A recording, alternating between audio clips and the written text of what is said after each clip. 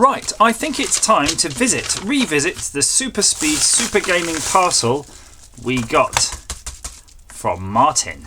And this is the parcel he sent, and it was a few items. I'm just looking in the bag. Not much else in there, just a few bits and pieces, but there is an accompanying letter. This is this really, really strange mystery CD, which is like it's blacked out with pen. It's definitely a mystery. So he says, firstly, hi. Now, the USB thing is a mystery. Lol, teardown needed. Actually, it can see and monitor everything you do on a PC. Now that is interesting. The calculator is working, but a really nice one, and thought it'd be nice for you to have a working example for a teardown instead of a faulty one. Oh, actually, thanks Martin, that is a really kind reason for sending one, and actually brilliant. People always love to send me broken things, and there's a point where, you know, sometimes you go, oh, how many broken things do I need personally? So this is nice for a change. So yes, I'll do a teardown of that. Now for the fun bit. You always say that you can't remember the polarity of the LEDs. Here are some you cannot get wrong. Wire them up as normal and then wire them backwards. The result is interesting. The resistors are there just because. No reason, laugh out loud. Anyway, have fun. Martin Austin, Super Gaming. And this is a super package. How wonderful. I like this. Now, this is my interest peaked enough that I kind of want to try it in a PC, but I don't want to try it right now. But I'm more than happy to have a quick look inside. I think we should do a little teardown of it. That is absolutely the right thing to do. But if it does, as you say it does, this could be, you know, I could have the feds onto me. The feds. The federales. Ah, it looks like someone's already done a little bit of a teardown because it's that bit loose. But that's absolutely fine by me. Let's see what we can see, Moneypenny. As James Bond never said. By the way, Roger Moore died today. How sad. That's all my childhood heroes more or less expired now, so there's nobody left. There's no justice, there's just us. So let's have a look. It's a CY7C63723C chip, and that's accompanied by a much smaller chip there, which is a bit filthy. It's dead dirty. I'll try to hold it still in case you can see at home, but it's looking like a... It's looking like something that I need a microscope for. Yeah, we'll have a look at that later, maybe at another juncture. I think I'll try to see if I can get a data sheet on this one though. Let's bear with me. See you in a sec. I made this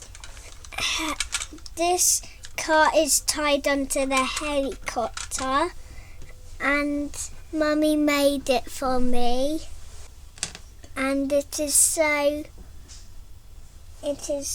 good.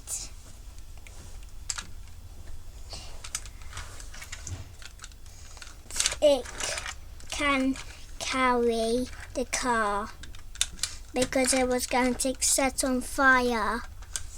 Thank you for watching my video. I think something's moved here. Right, this is a really odd one.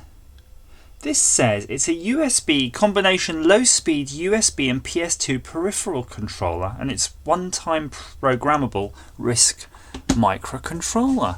Isn't that absolutely strange? I mean, just going to get like a little bit of paper here with 330 milliamps written on it. Let's flip that. Because the only way I can't really fathom what they're doing, and I'm going to guess now until we actually try it. We don't know, but so you've got your PC, yeah, and you've got your keyboard. So I kind of thought maybe it's like a keylogger, but then it doesn't make sense because obviously it's not in between the keyboard and anything else. But it's sort of plugged in here. Now I'm wondering if the software internally, because this can act as a PC, it'll look like a keyboard. So it'll act as an HID device, yeah? But there's nothing stopping it. I don't know what this secondary chip is. It could actually have additional, it could be more than one USB device on your bus. So it could have maybe even, let's just say it's a secondary serial. So it could be a serial bus as well, right? the software that comes with it might be doing something a bit tricky. And I'll tell you how I think the software could be working. It could be doing something like taking the keyboard that you've got attached internally, munging it, putting it back out to this device via serial, yeah, then having it come back into the PC via HID as a pucker keyboard. And then this little block in the middle could be logging everything. But then if you're going to do it in software, you don't need the dongle. So it's quite a mystery to me. So yeah, Martin, you've really got me stumped there, and I'm going to have to try this one at some point in the not too distant future. I'll just reassemble that though. That's too...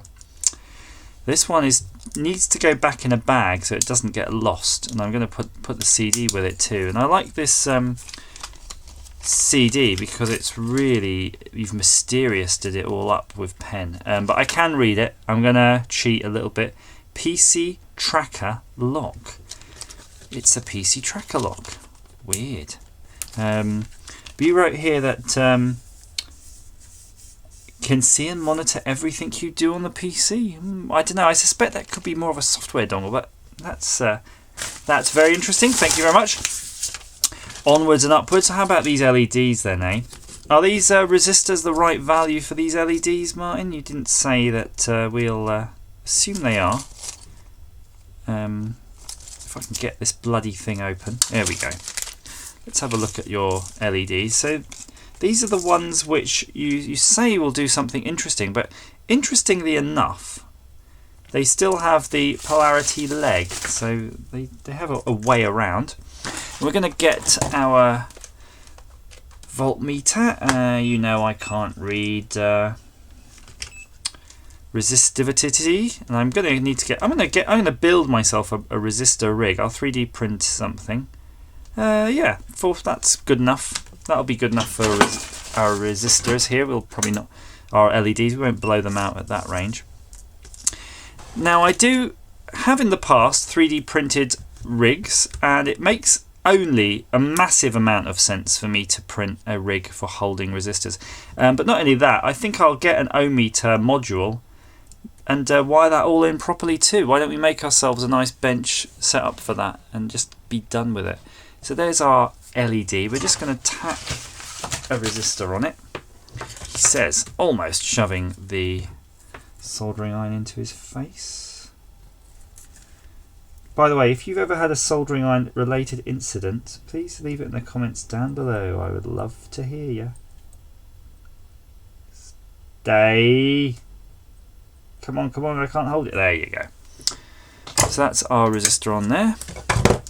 We've got a convenient bench power supply here, which I'm going to set suitably low at like 3 volts or something, so we can see what's going on.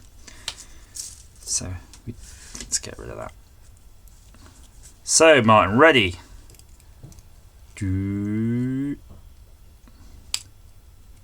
Nothing yet, so I'm thinking maybe I didn't put enough volts. Well, that's 6 volts. Not seeing anything. What did I measure those bloody resistors to be then?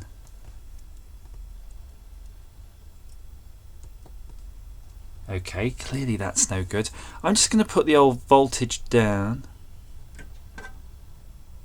Oh, what a moron. I'm an absolute moron. My bench power supply, by the way, is 2 switches. One to turn it on and one to just say whether or not it puts power out.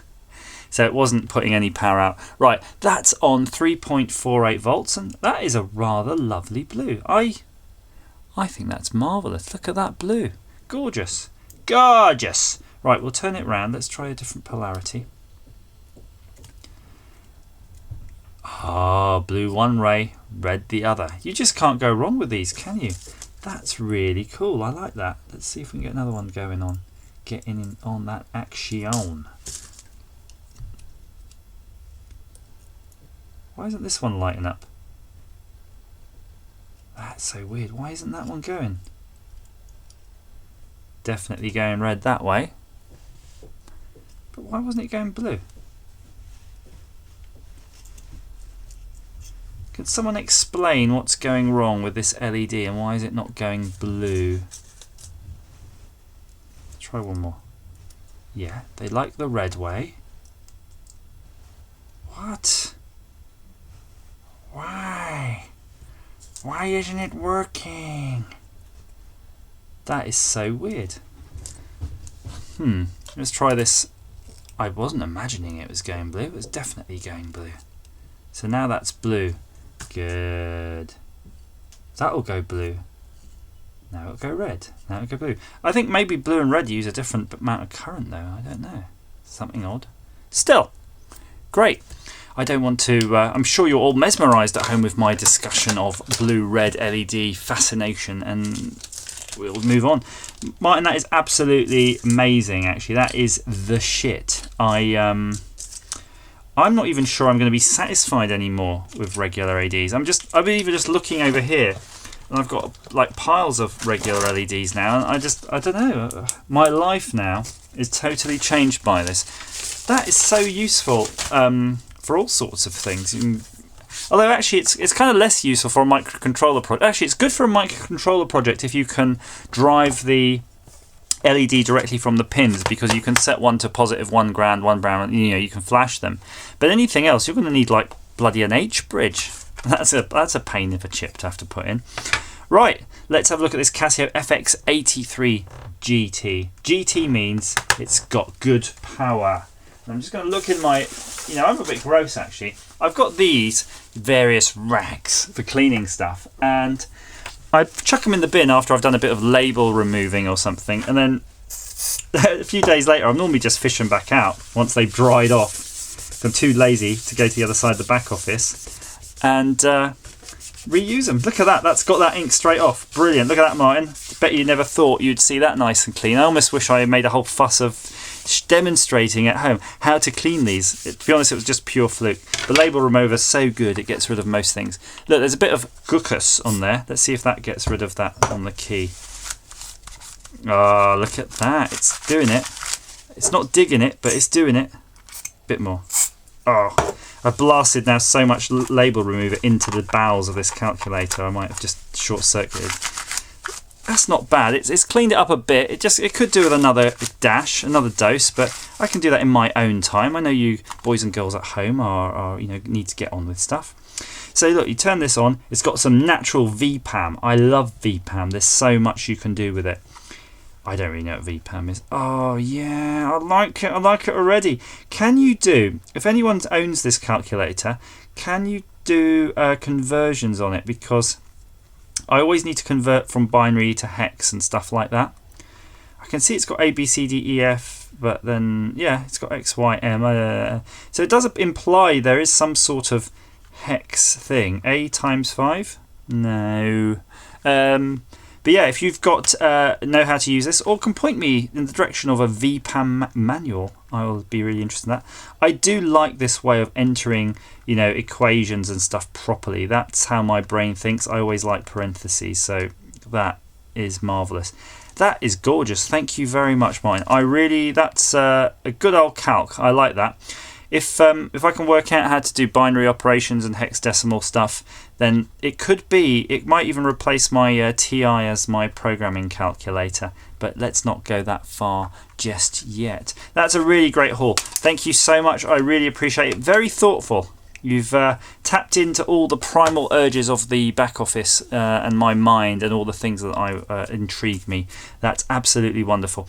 If you boys and girls at home have enjoyed this video, please feel free to like, share and subscribe, or do none of those things and hit dislike if you hate it. But either way, please comment down below and let me know your feelings on the subject. As ever, thank you for watching.